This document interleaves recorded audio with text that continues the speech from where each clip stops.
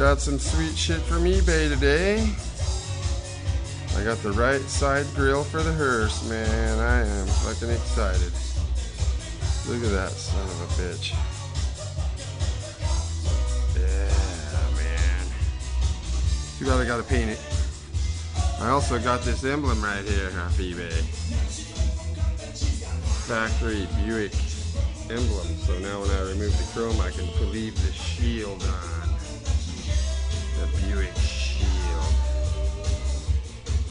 Yeah, that's some cool shit too. So now the Hearse has got both grills and the emblem. And I'm broke. Because this shit ain't cheap.